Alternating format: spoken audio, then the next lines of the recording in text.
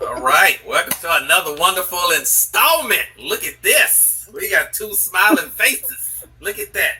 We got white chocolate and dark chocolate. Look at that. Watch out there now. In the hot seat. Oh god. Oh my goodness. Oh, we gonna have some fun tonight. The purple mic is on, and we got Chris and Erica live in studio. Welcome to the purple mic. Hit us, come on. Yes. Welcome to the Purple Mic. How are you guys doing? You guys look all smiley and stuff. Y'all must have had a good day. Yeah, they're waiting for me to unload. Oh yeah. How's everybody doing tonight? I'm doing pretty good. How are you? How are you doing, Erica? Miss you.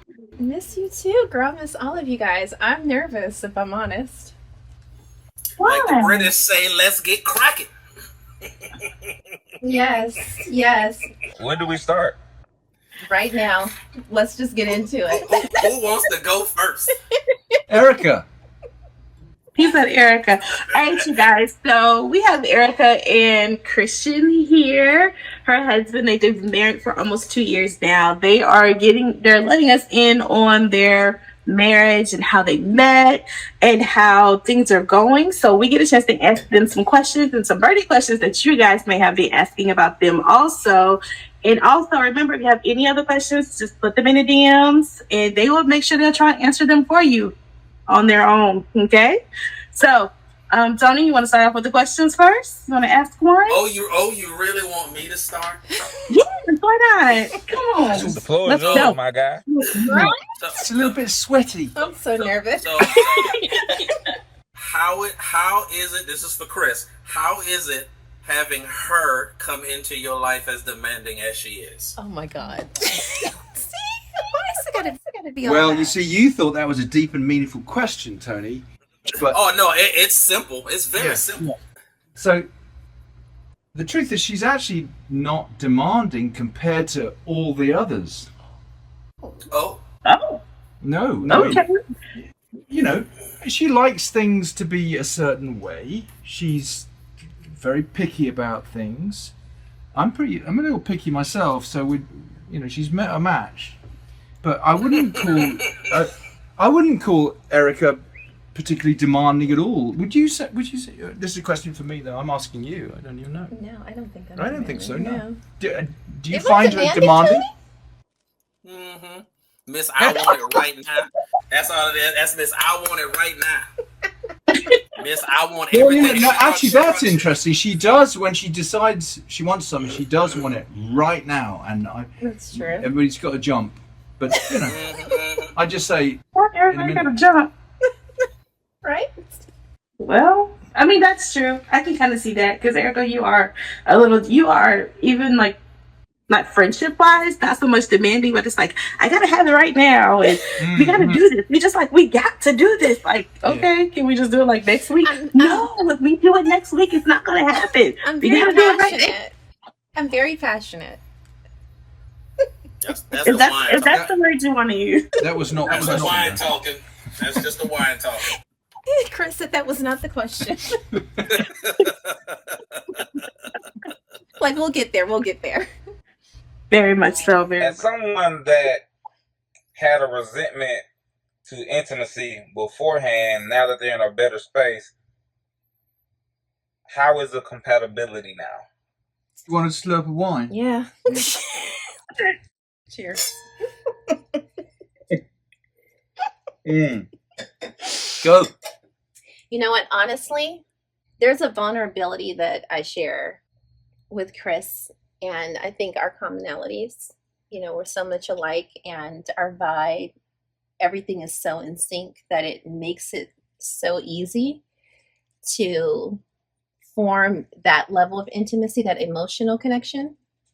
And I think that was what opened the door for me. It was easier for me to tap into the physical intimacy because he was able to connect with me so well.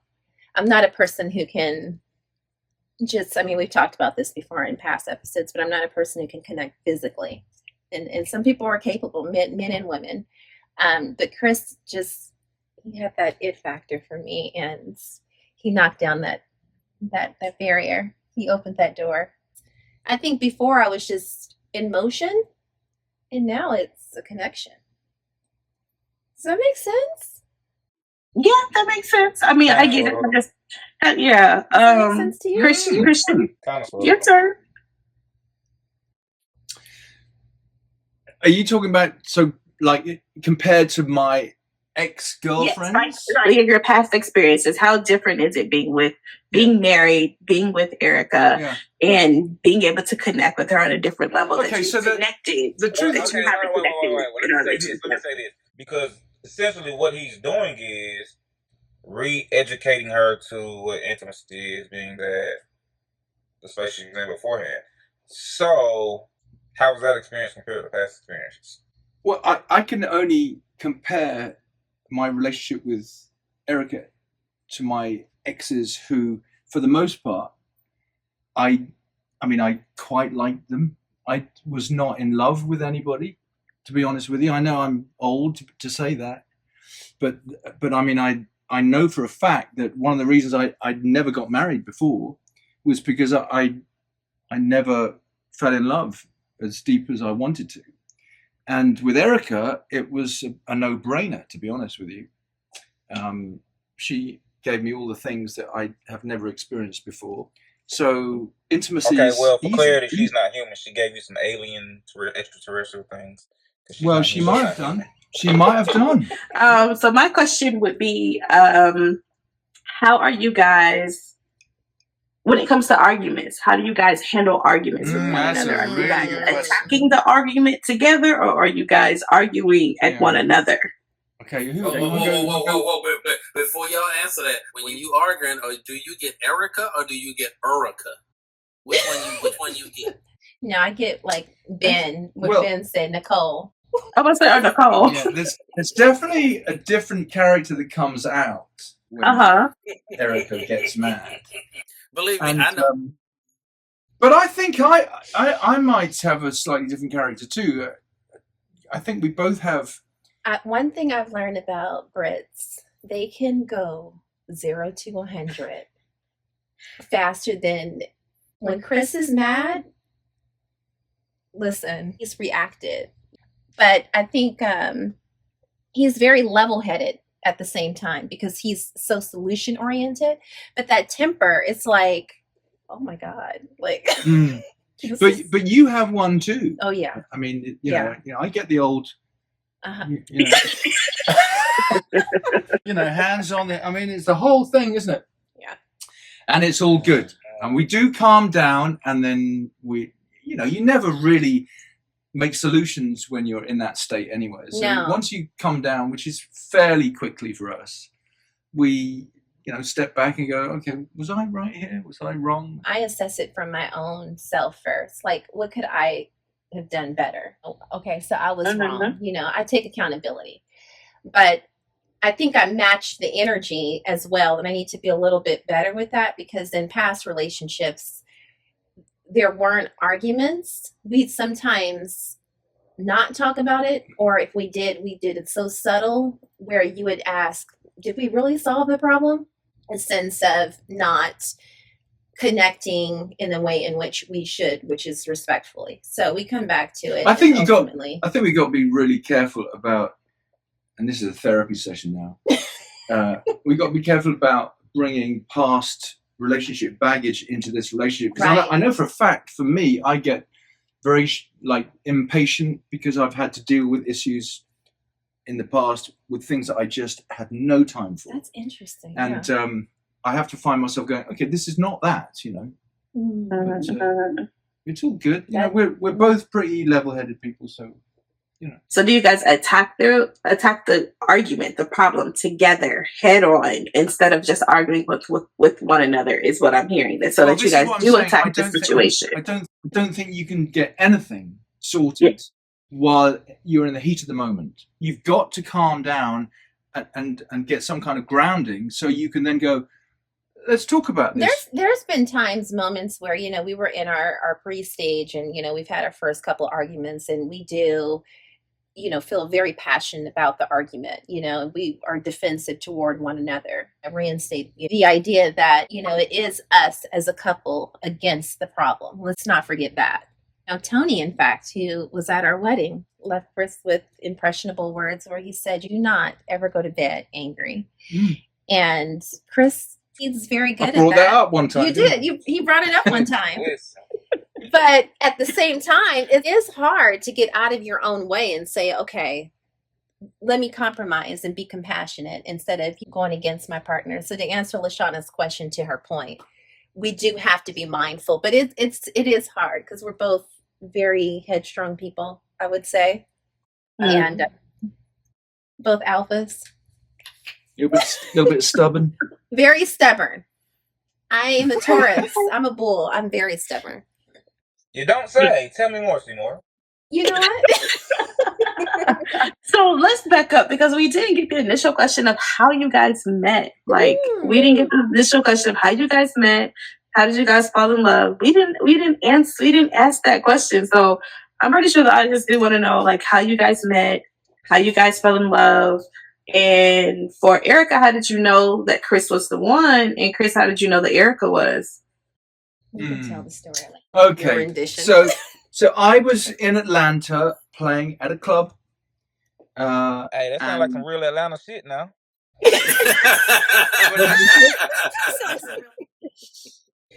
So the promoter came up to me at the end of the show and said, "There's somebody I want to introduce you." Shout out to Doc Robinson, by the way. I went over, said hi, and of course, I was mesmerized and got her number as quick as I could, and then I think we had one phone chat, and then she ignored me for about 3 months. Oh, you left my boy on red? Yeah, she just some real Atlanta shit going ghosted me. That's what it sounds like, Deon. That's he better in the club. And he ain't That's even right. telling you he having an Atlanta experience. Wow, it's Atlanta for you. Yeah. However, I didn't want to get involved with an entertainer. Yeah. I had no desire. Some Atlanta shit. Atlanta shit. So what happened was I was doing a show in Panama City, Florida, and I was going to London to do a series of shows. And I called up Erica and left a message on her machine and said, "I've got a layover in Atlanta. Would you like to have dinner with me?" And I didn't actually have a layover in Atlanta because I hadn't booked my flight yet. I mean, I could have had a layover in New York or wherever. Oh, so now we're on some movie shit, huh? So she calls me back and she said, "Yes, I'd love to have dinner with you." So then I booked my flight, had a layover in Atlanta. It was not a layover, it was just a layover. And literally.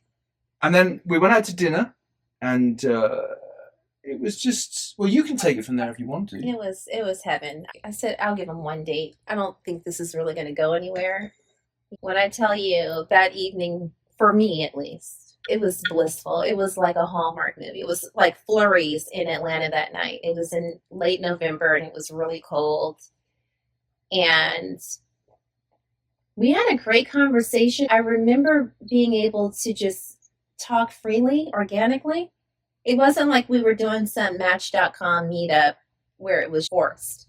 We were really connecting and having a good time. If anything, we take a friendship away from it. But we get outside and, he's like, we don't have to brush off. Let's just take a small walk. It's minus 25 degrees. Right. We're walking and he swirls me into him and he's like, "May I hug you?" Player. And we hug. You're from Atlanta, bro. He said, "You're from Atlanta." And he hugs me. And then he sits on this stool that was like in front of this home we had passed near the restaurant. And it was just a moment where he was down here and I was kind of looking down at him, and I had never felt that way before. If it was like a schoolgirl just having her first romance Blushing, after. butterflies. Yes, and I had not felt that way before. Like that romantic, gushy feeling where I was that. Yeah. And I said, you know what? This is really cool. So I take him back. Did I take you back to your hotel? Mm-hmm. And instead of him saying goodnight and just walking away, he stood in front of the door frame and waited for me to drive off and waved and said, he told me he had a great night, great time, and just no pushing up.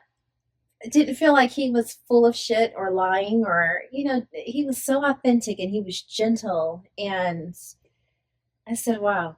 And he left an impression. And from there, we connected and texted and talked. And yeah. The rest is a mystery. Yeah. Literally. So, Christian, how did you convince Erica to move from the A back to Cali? It was a piece of wine and some fruit. Lashonna is coming with heavy hitters she is. tonight. So Like, how did you convince her? Like, Because I was trying to figure out what. all right. And then I was like, there's no way you're moving to California. That She's was like, a "What I shocking. am?" Yeah, that And was her and I had a shocking. very candid conversation because I was like, and I'm gonna be honest. I said, without a ring, we're not doing it. I'll Without a tell you. ring. Very, very, very good question. The truth of the matter is, I didn't persuade her to move here. Mhm. We were doing this long distance thing for a while. Mm-hmm. And then one day, we were speaking on the phone every night at that point, weren't we? Mhm. And she said to me, she said, I've made a decision. I'm moving to LA. And I thought, amazing. I think the fact that she didn't move in with me made me have to step up to the plate a little bit and go, okay, what's my intention here? Is this forever or is this just another fling? And it made me think a bit. It's good. But that's a very good question. Without a ring, yeah. Because even Chris has said, what if it didn't work out? That's a huge gamble. Roll of the dice. Yeah. But I was very confident. There was, like I said, when you know, and it was just something about our friendship that made me feel like, things were solid. When I got my place, things shifted for me personally when I moved here. It brought back feelings of why I originally left. So, would I do it again? That's another big question. I'd like to think you might. I would, but yeah, a lot of things would be different. Like what? What would be different? I think I would have probably waited to see if it was a mutual decision, a mutual aligning, and us moving somewhere together, maybe, instead of me moving into his world. That's another thing I had to take on. See, I don't look at our relationship as everything is about Erica and Chris. I have to find my own individual happiness. I talk about that all the time on the show. And LA for me has been really hard. It's been difficult. So when I take myself away from the relationship, I have to also know that I'm going to thrive and, I'm going to have a life. And it's been very hard for me to adjust to Los Angeles. So I never took that into account. I thought moving to California was just that, moving to California, based on what I knew of the San Francisco Bay Area. But there have been a lot of unforeseen challenges, and I probably should have assessed that part of it better. Chris, how is it dealing with her when she wants her me time? God, this is a deep question, isn't it? It's packed. It's loaded. Yeah. Wait. To answer that, answer this too. What does her me time look like to you? Well, that's probably a better question to start with. Well, you answer that. What does your me time look like? Just simply being. I'm not into television. I don't want to be around people. I cannot stand people. And I love. That's not true. I love quiet. Chris is a person, if you haven't noticed. No, but I'm talking about me. Only extraterrestrials say this shit. Only isolation in those moments. I don't want to be around anyone. Some people like to people watch and go to cafes. I like to be alone. It's difficult practically because my studio is here in the house, so I'm at home all the time unless we're traveling to the show or something. So that makes it difficult. I don't go to work. I don't have a job. So if I'm here, I think Erica feels like she needs to get her me time away from me. Yeah, because it's an energy. You still feel that. I think we talked about that in the last episode. Even if you're next to me, I just need that quiet time. You can still feel a person's energy. And sometimes when we say you want the house to yourself, there's just a certain calm because it's just your energy. So that's how I am. I'm ultra sensitive, like empathic when it comes to just needing to be immersed in me. Like I love a good candle and I just like stillness and quiet. That's what that looks like for me. But in reality, she goes and sits in a car. Yeah, I'll go sit in my car too. I'm sorry, what? Yes. So the thing of it is, so why do you just sit in the car for your me time? I can't always be around people. I just need to recharge. And I like quiet. I like calm. It's nice to go out and have lunch and coffee and stuff, but I like to be alone. I spent COVID alone. I spent most of my childhood alone. I'm just a loner. I need Just to. say I you're need saying to it the wrong way. Just say you have only child syndrome. That part. Yes, yeah. I mean, I think there's a lot of that. Chris. Yeah. What does space look like to you? Like if you want space, what does that look like? If I want space, I simply come into my studio and close the door. I'm in heaven. I'm fine. See, because he has that space. Yeah. I don't need the whole house. I just need to get on with my thing. I understand that for you guys, you both are, your spiritual backgrounds are very differently. So how do you guys navigate that with Erica, you with your spirituality, and then Christian, from my understanding, your non-existent, so to speak, spirituality. So how do you guys both navigate that, especially with how you guys were raised? This was actually more of a conversation in the beginning for us. When we knew we really wanted to be together, My whole thing is I'm pretty much a staunch atheist, if you want me to be brutally honest. Now I'm all about anybody can believe what they want, as far as I'm concerned. If it makes you happy, if it gets you through the day, great. Believe what you want, I've thought about this stuff a lot, so it's not like I'm probably going to have my mind changed about anything. But at the same time, it doesn't bother me if Erica wants to believe something I don't. It just doesn't. I'm all for getting yourself through the day, I think, for instance, if she was one religion and I was another completely opposite religion, I think that would be really, really difficult. But that's not the case. I have no religion. Right. So religion doesn't mean anything to me. So she can have it if she wants to. I had to vet Chris in this department very well in an effort to understand his character. If you don't stand on religion, how do you hold yourself accountable?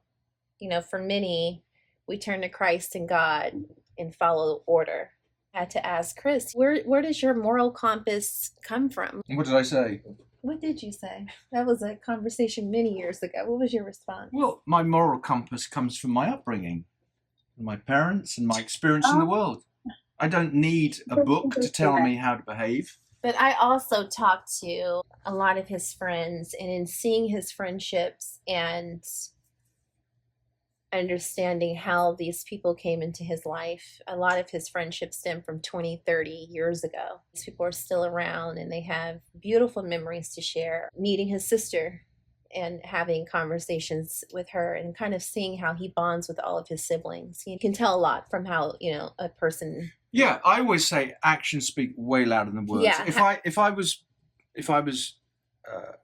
a part of religion and I was behaving really erratically, that would mean nothing to me. And when I see people who are religious behaving that way, it means nothing to me.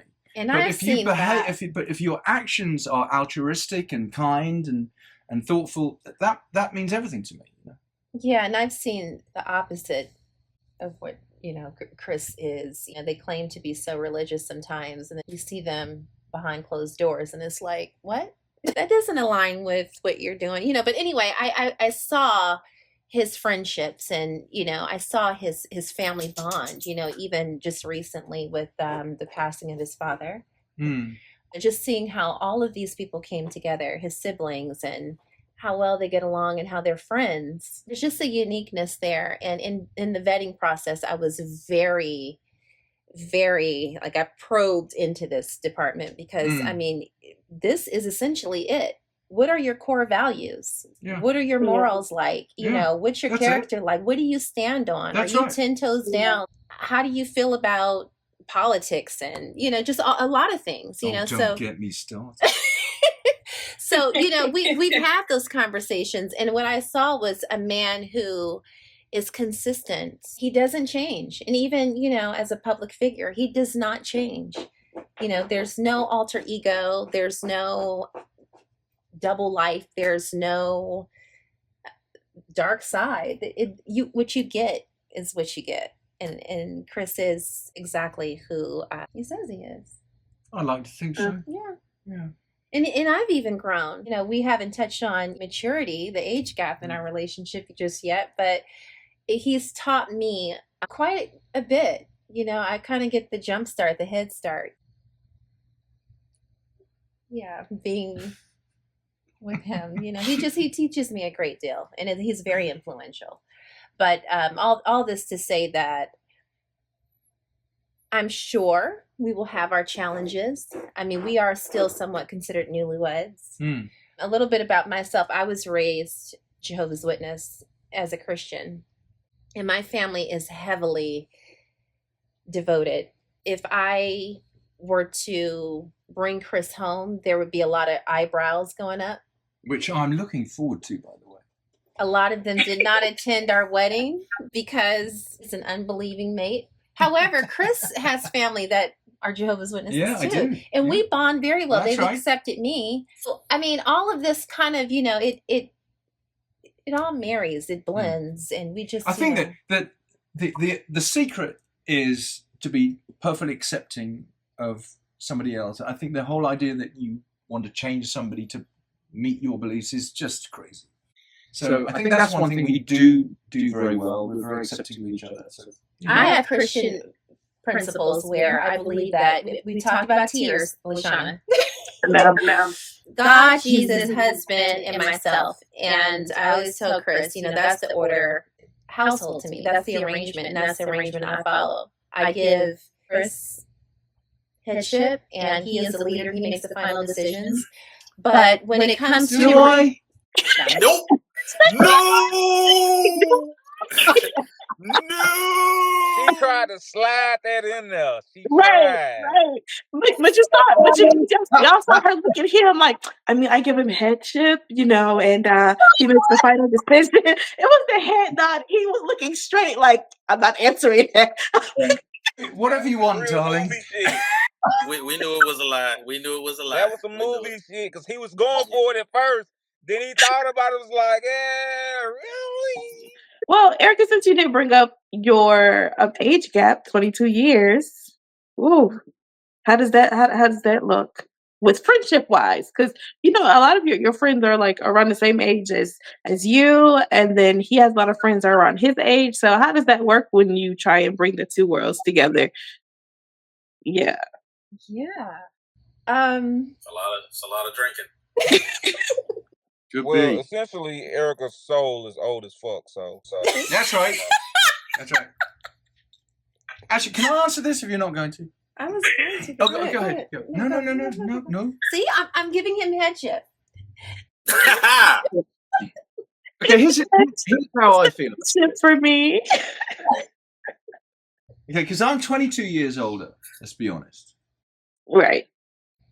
And I worried at one point. I thought, well, what kind of references do we have? I'll bring up bands from the 70s, and she's never heard of all these people.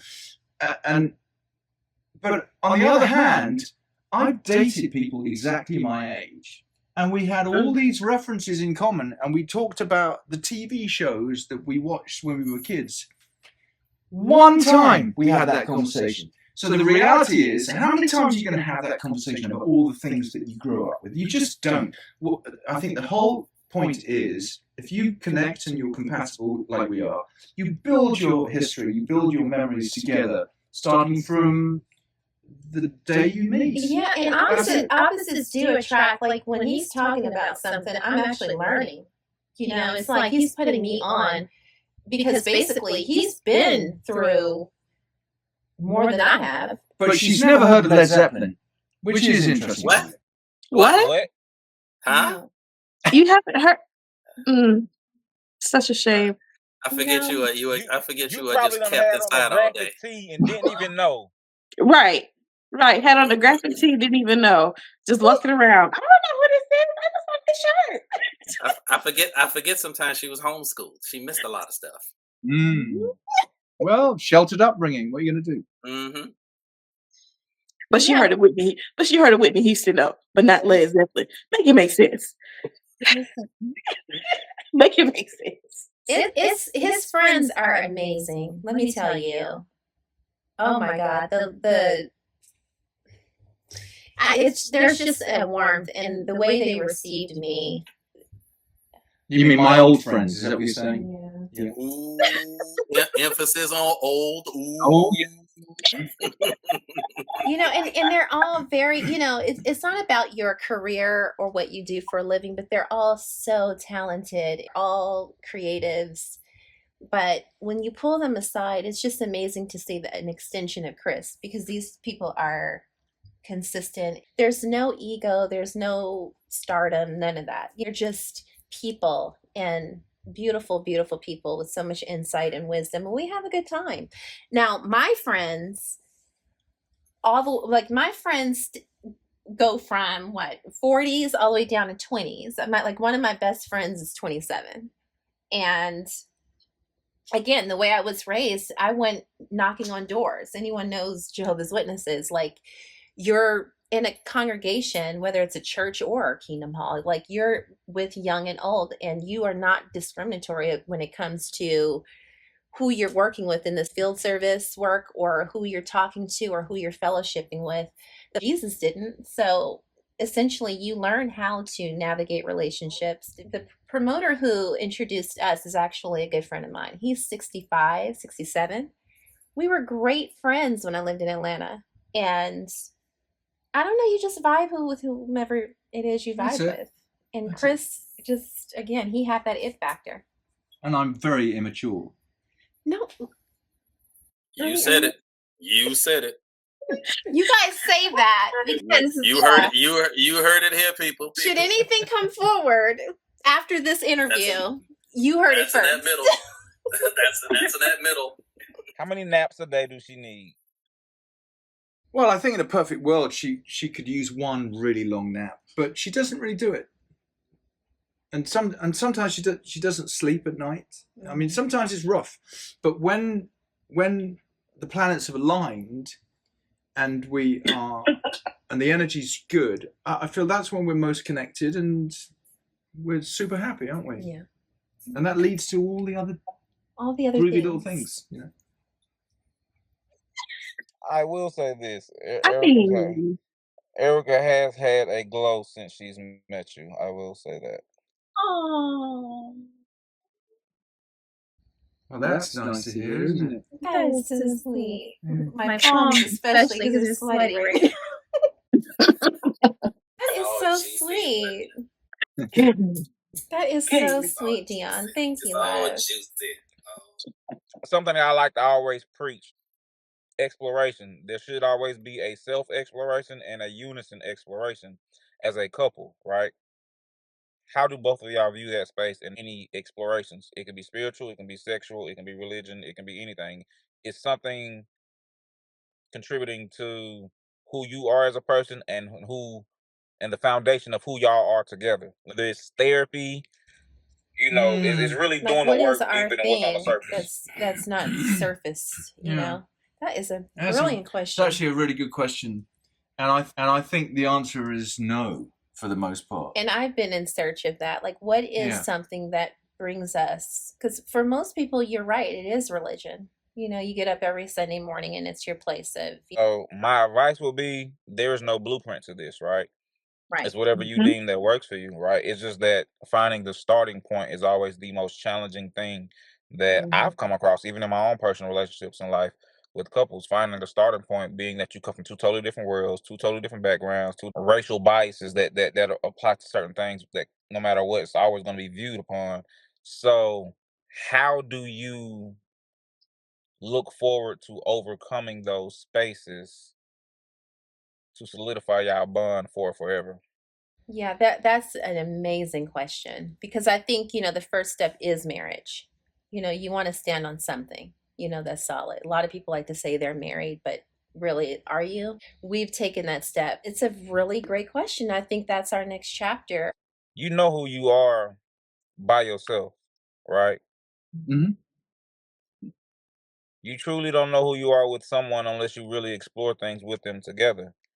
And that means digging deeper, doing the work as far as like, Yeah. okay, cool. In my world, how I would view it, the first step would be therapy. Just because I'd rather us deal with our traumas now. We still got time to love each other. But if we're gonna commit to this space where we really want that, Yeah, because when love is out the door, love won't solve everything. There'll be days you don't like love each won't. other. You know what I'm saying? Traumas are traumas, triggers and triggers. And we evolve over time. So, and we evolve in two totally different spaces. I will say, I think at some point, I'm sure we'll do some therapy. I mean, neither of us are against it. But I do feel like we attack issues head on. We're both very interested to make sure we stay connected. And another thing I do, I'm really, really big about this. I check in with Chris and I say, ask me questions, or I ask him questions. What is something I can do differently? And even daily, sometimes we find ourselves asking, are you happy? And it's not just a surface level question. It's, why are you happy? Did I do something that created that? Or is it just today? Or has it been a trend? Or why are you not happy? But we check in. Ask why are you happy to see if you are the source of the happiness, or just to learn what happiness is for that person? Well, all of that, because Chris carries a huge load with his career as well. And some days he has highs and lows. I have to understand that energy is in our home because the studio is in our home. His work is in our home. Once he's done and he closes that door, it's our domestic home life. We can talk about it. We do talk about it. But when we ask those questions, it's, tell me about a time when I really upset you or hurt you. What did that look like? I think that those are our most engaged conversations. Yes. And sometimes we don't. And sometimes we don't. Yeah. Sometimes sitting in silence is talking without words. Yes. Yeah. Sometimes you just want to do that. Yeah. It's one of those where it doesn't matter what's going on. I just want to be in your energy type space. That's it. Yeah. Oh, Erica, how are you with touch now? I love it. With Touch. And why didn't you like being touched? There was no connection. And I never felt safe in my body because he wasn't emotionally present, and everything he did was elsewhere. So for me, it's mind, body, soul. And if I don't get that connection, I cannot. And that's what I'm saying. Chris is so it's just fluid. He's so good with, I hear him sometimes when he turns off, he's like, all right, that's it. When he's done for the day. And he's like, all right, dogs, walk, workout, wife, let's go. He's ready. And he's like a horse and a bridle. He's full on and he's committed and he's consistent. And bull in a china shop. That's it. And he even, he'll cook. He offers to assist me in areas after he's been the provider, worked in. I mean, he's very open and willing, and that feels good. Aside from that, we don't need much. I'm not the type of person who likes to go out and do. I don't want much. Yeah, we don't go anywhere. We don't do much. But, the simple things, just being present alone. He's not elsewhere. He's right here. And so that leads Actually, to I will say, everything just, else flowing. Just on that note, you know, I had not many ex-girlfriends, but my ex-girlfriends. No, you had it right. He's had many. Well, I'm old. That's, most of them wanted to be entertained or taken away on holiday or vacation, this, that, and the other. There was always some extraneous stimulus that they needed in order to fulfill a void, if you will. And the nice thing about Erica is, much like me, she's perfectly happy being still and doing nothing. And that was she's the first person I've ever met where I feel like we're super compatible in that space, just being still, We go for our coffee. We have deep conversations. Yeah. We sit out in what's our oasis. I mean, And very often we don't want to go and do anything. We didn't go for a honeymoon. I couldn't, listen, I moved twice. I've moved to LA. I moved in with Chris. I got married. I don't want to go anywhere else. I want to sit down. And life has been... sleep. And sleep. Thank you. Life has been very eventful. I had a good time with my friends. Me and Lashonna, we had so many good times when I was in LA. Yeah, we did. And we traveled and we did so much fun stuff, and it's like I got it out of my system. But yeah, we're simple. Totally simple. All right, happy couple. I'm gonna lob you an easy one. What's your favorite memory from your first full year of being married?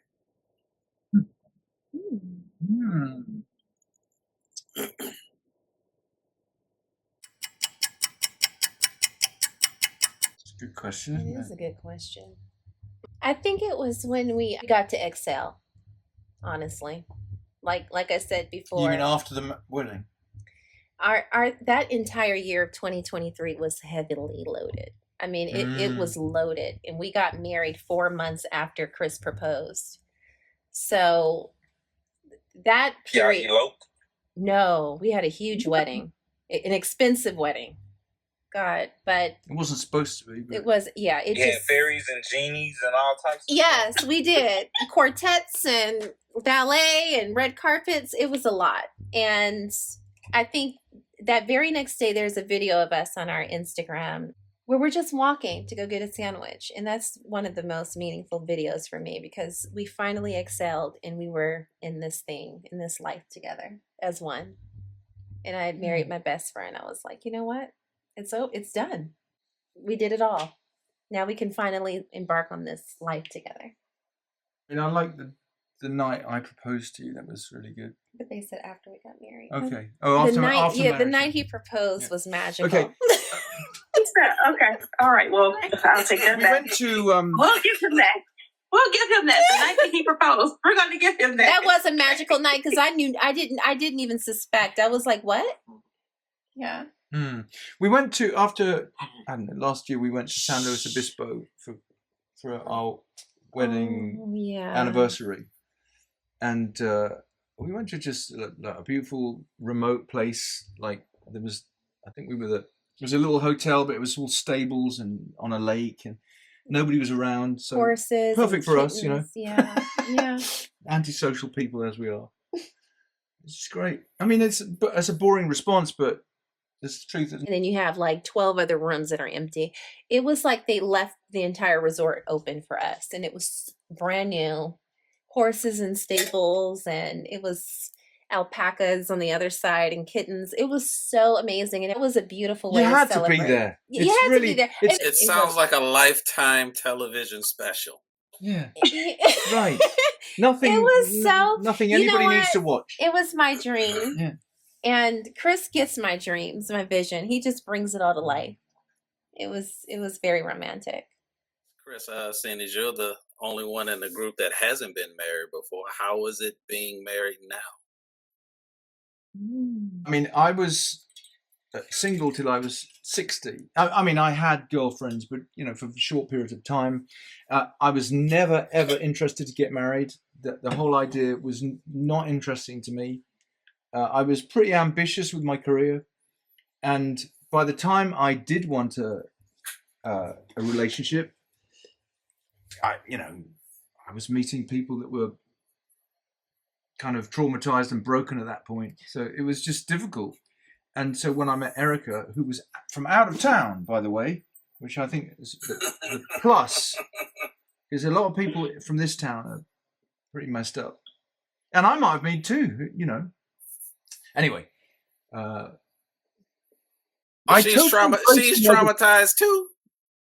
Well, we all are a little We bit, all but are. she doesn't have quite so much trauma because she's a lot younger, Anyway, at this stage of the game, I thought, if that's what she wants, why would I not want to give it to her? Has your definition of what love is changed from being single to now being together? What you thought love was, and now that you're in it and you're married, has that definition of what love is, has it changed? It has for me. Really? Yeah. It has for me. For a long time, I thought love was just selflessness and putting up with one another. But for the first time, I realized that, you can have a friend and not entitle everything as love and marriage. And I don't really use the word marriage because I feel like it's like ball and chain, but I look at Chris as a friend, and it makes me mindful of how I speak to him. I'm more patient and understanding. Like today, we were working on some creative tasks for his new project, and it's kind of like hanging out and being in the moment of someone else's needs and wants and their creativity and supporting them. And that's what creates a bond, but it also, creates, the moments that lead up to the bigger moments. And before you know it, it's like you look back and it doesn't feel like it's an obligation. I don't ever want marriage to feel like it's an obligation. So in the past, in retrospect, it's always felt like I have a task, a job, or as wife, I have to be present and I have to do for this person, even though it's daunting because I'm not getting anything out of it. But that reciprocity with Chris and the fact that, he makes it fun and I pour in my work and make it fun, it's real. And I think anybody looking for, a partner, you should really wait until you're well developed and yourself so that you can align with the right person. Get all your fun out the way, have your journey, have your solo trips, have even your relationships. But if you're going to get married, definitely wait and then lock in, because for the first time, this 40s are the mark where 30s you're still kind of figuring out, but 40s is the mark where it's like I feel like I'm solidified. I know myself, and COVID had a lot to do with that too, but I'm honestly at a stage now where I could make that decision, and it feels so good to have found. I think it's a real cliche to say, but love is a verb, isn't it? Really, and I think it's a somebody said to me, it's a partnership is a competition of kindness, and I think if you hang on to those two things, the act of doing rather than expecting, you can't really go wrong. Yeah. Yeah. Who's winning the competition? This guy is. He puts up with me. Boy, does he put up with me. Lord. So, as we get ready to close, what is some advice that you would give other couples who are like you, meaning age gap and interracial? What advice would you give them for them to have a loving and a longevity marriage, as far as you guys have had, even though you guys are newlyweds? What is some advice that you would give them? Plenty of alcohol. Love is blind. Love is truly blind. I looked at Chris and I'm like, you are British, you're Caucasian, you have an accent, you smell good, you look good, you're charming, you're just too good to be true. I really labeled him and I judged him initially. And I'm like, you are 6 feet 6'2", whatever he is. I'm like, you are a part.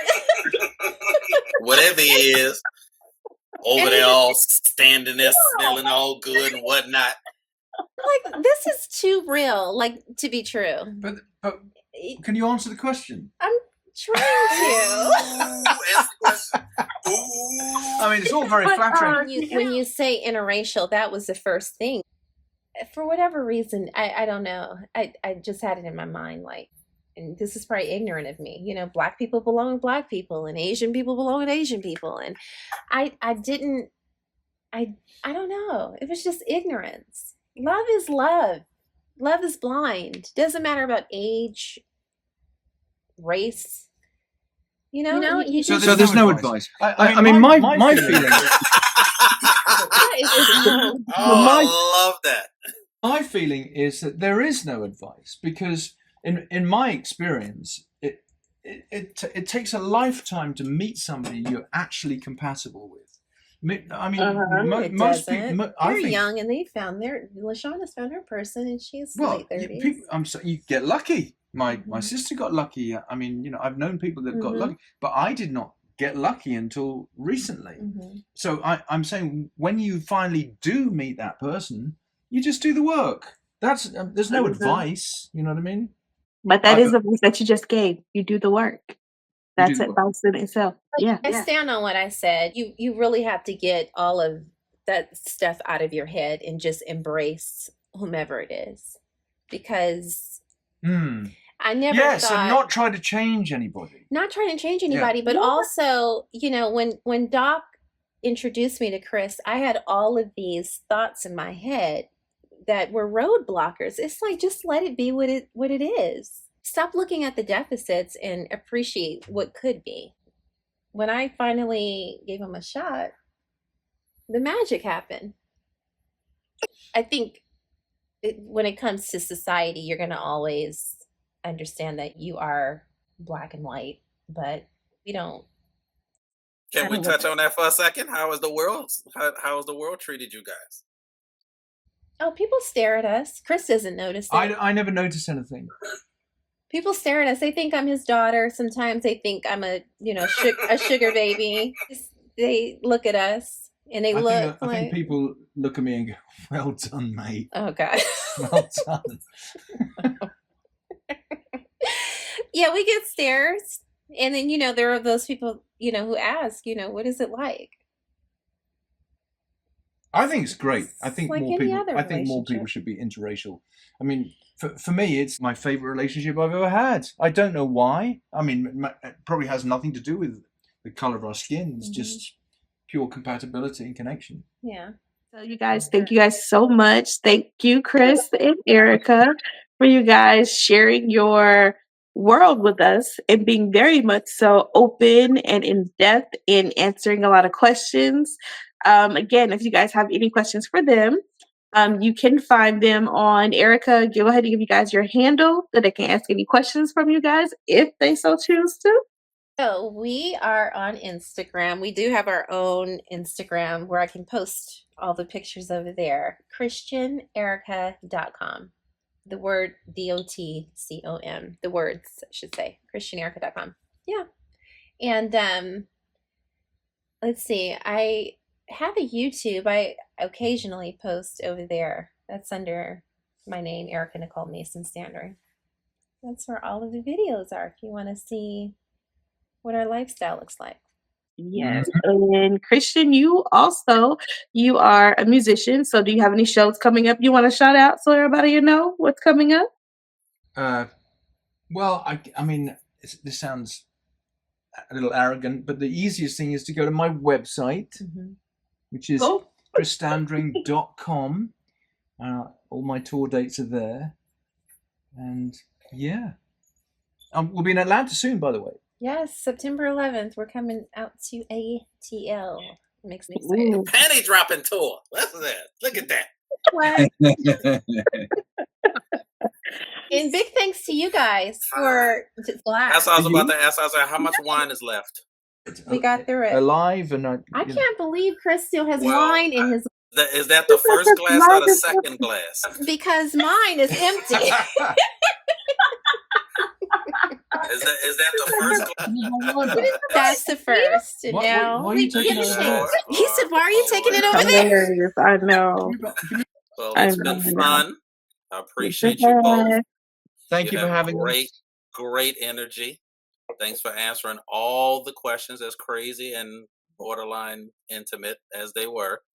Yes. And we'll see you guys on the next episode. This is Tony. There's Lashonda. You Thank guys you. have a good night. Bye. And, good night. Good night, you guys.